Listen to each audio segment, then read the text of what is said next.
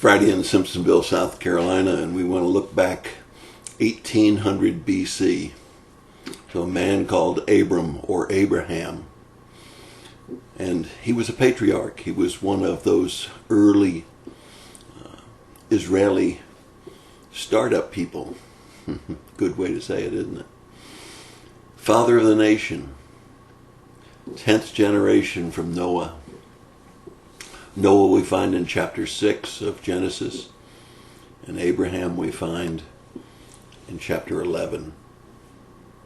He was a traveler, and God asked him to leave his land and to go to a new nation, a new land. And he said he would bless him, he would be with him, and that he would make him a great nation, and that all of the nations of the world would be blessed by him. That's quite a promise, isn't it? Not only was he a traveler, but he had tenacity. When he left, guess how old he was?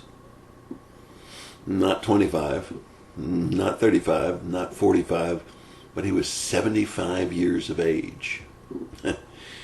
Makes me feel a lot younger. He not only had the traveling and the tenacity, but he was an altar builder. That is, we find him building altars continually to God. Chapter 12, chapter 13, we find him in chapter 22 again, building altars to God, thanking God for the blessings that he gave. He was one that was not only a traveler with tenacity, he was also one who was tarnished. And just like all of us, he wasn't perfect. He lied about Sarah being his wife, not once in chapter 12, but twice to save his own skin. In Genesis 17, we find him 99 years old.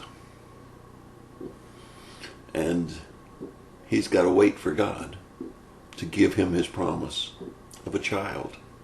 Imagine, we get impatient just waiting 5 minutes, but he waited and waited and waited for that promised child that God said he was going to have. Genesis chapter 21 verse 5, he had a son at 100 years of age. In Genesis chapter 22, we find him trusting. Not only a traveler, not only tenacity, not only thoughtful, not only tarnished, but trusting. Trusting God for that son that he was promised and willing to offer up that son as a living sacrifice to God. Now, I don't know about you, but I couldn't do that. I could not offer up my children to God. Not in a way that Abraham was willing to lift them up and to stab a dagger into their chest and offer them up as a burnt offering. But he had such faith in God that he knew that even if he would plunge that knife into his child, that God somehow would bring his child back to life, because he had given a promise that he would be the beginning of nations. Genesis chapter 23. He loses his wife. Sad part of the story, I think, because after all, Abraham and Sarah had been together all of those years. And I've been around the bedside of many husbands and wives as they've lost their mate, and it's a hard thing to watch. Because when the Bible says two become one flesh and they're knit together, one dying is just like ripping that flesh away. Abraham died at a ripe old age of 175, but he was triumphant. He was a traveler. He had tenacity. He was thoughtful. He was tarnished. He was trusting. He was tried. But he was triumphant. Because, you know, as you close out the book of Genesis, it says, Abraham died an old man of 175, satisfied with life.